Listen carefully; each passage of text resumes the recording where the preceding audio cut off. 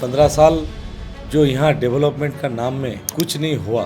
हम हर गांव जा रहे हैं, वहाँ प्रचार का दौरान हर एक गांव में महिला लोग का आंख से आंसू निकल आ रहा है। यहाँ बेरोजगारी, हर गांव में सब शिक्षित युवक लोग घूम रहा है, सब चला जा रहा है गुजरात, महाराष्ट्र।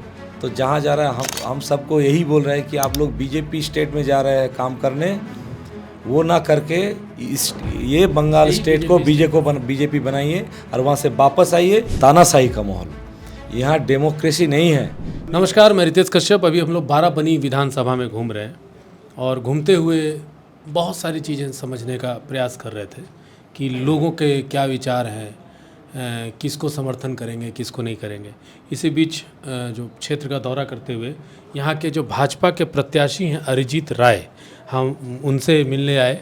उन्होंने इस दौरान, इस प्रचार के दौरान क्रूशियल टाइम है और 5 मिनट का समय हमने मांगा कि भाई कैसी तैयारी चल रही है और कैसे मुकाबला करेंगे इतनी मजबूत व्यवस्था से आप लोग।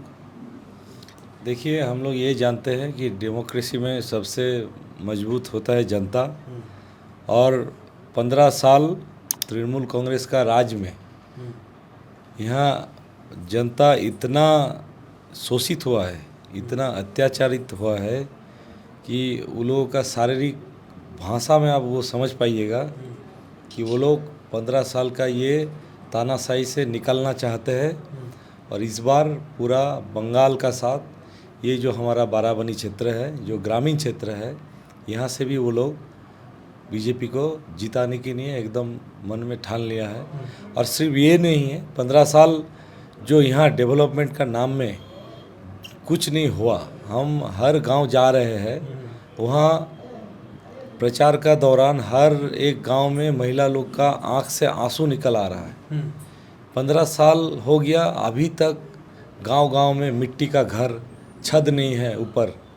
ये जो यहाँ जो वंचित वर्ग है, ये सब महिला लोग ये इसीलिए इस बार चाह रहे हैं कि इस बार बंगाल में बीजेपी आए। वहाँ हम लोगों का प्रधानमंत्री जी है दिल्ली में, और बंगाल में भी इस बार बीजेपी आ गया। तो ये जो नहीं हो पाया 15 साल में, ये आवास का घर, पीने का पानी, आप जाइएगा गांव-गांव में रास्ता का ऊपर ड्रेन का पानी बह के जा रहा है। ये हम लोग जिस रास्ते से आ रहे हैं, पूरा रास्ता ही बहुत एकदम माने पूरा खराब स्थिति है एकदम। और मेरा ग्रामीण क्षेत्र है, पंचायत एरिया है, यहाँ तो और हालत ख़राब है।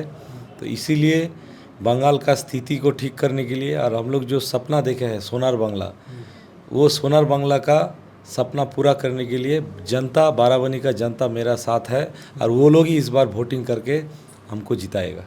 आपके सामने है विधान उपाध्याय जी, और विधान उपाध्याय जी लगातार तीसरी बार खड़े हैं। तो ऐसे स्थिति में आपको क्या लगता है कि उनके सामने आप कितने मजबूती से अपनी बात जनता तक पहुंचा रहे हैं, और कौन सा ऐसा इम्पोर्टेंट मुद्दा है जिसे लेकर के आपको लग रहा है कि जनता पर भरोसा करे?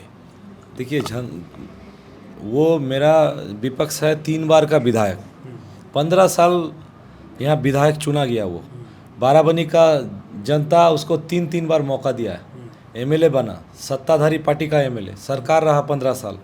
मगर ये जो आपको बोले, जो आप मुद्दे की बात कर रहे हैं, ये मेन मुद्दा है कि 15 साल विधायक जी का होने का बाद भी वो गांव-गांव में माता लोगों का आँख का आंसू पहुँच नहीं पाया। वो अभी भी आँख से आंसू निकलते ही जा रहा है। आप देखिएगा मेरा वीडियो एक महिला छोटा 4 महीने का बच्चा को गोद में लेके रो रहा है, रहने का जगह नहीं है। तो ये मुद्दा, पहला मुद्दा है कि यहाँ बीजेपी सरकार बनने का बाद, हम यहाँ विधायक होने के बाद यहाँ जो घर है, आवास, जो प्रधानमंत्री आवास योजना बंद करके रखा है ममता जी, इसको चालू करेंगे।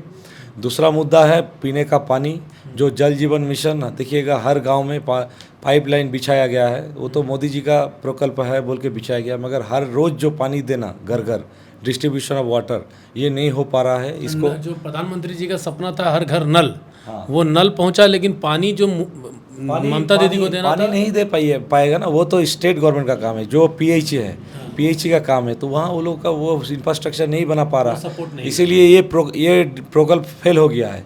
और तीसरा जो है भाई साहब, यहाँ बेरोज़गारी हर गांव में, माने देखिएगा सब शिक्षित युवक लोग घूम रहा है, सब ग्रेजुएट है, कोई ITI किया है, इंजीनियरिंग किया है, सब चला जा रहा है गुजरात, महाराष्ट्र।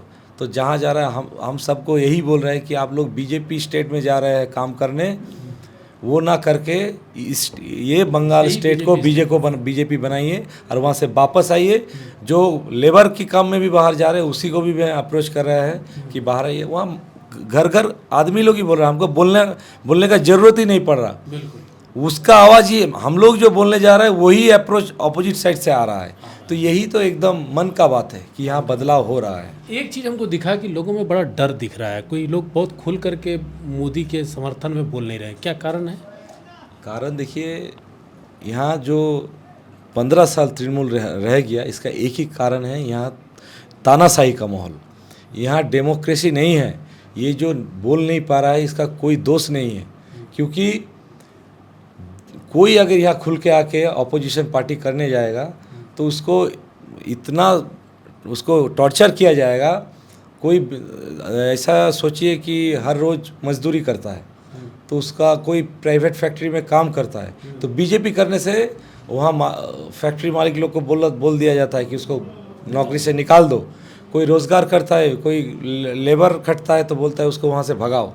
इस तरीक़ा से अत्याचार, तो ये जो तानाशाही है, इसीलिए आदमी चुप है। मगर अंडर करंट है, आप जब देखिएगा चुनाव होगा और 4 मई को जब रिजल्ट निकलेगा, जो ये मन का जो भड़ास है वो उभल के आएगा, वो EVM में दिखेगा। तो ये थे अरिजीत राय जी, और हमारी आपको लेकर के हम आपको शुभकामनाएं देते हैं कि आप इस बार चुनाव में जीत करके बंगाल के विधानसभा में आएँ।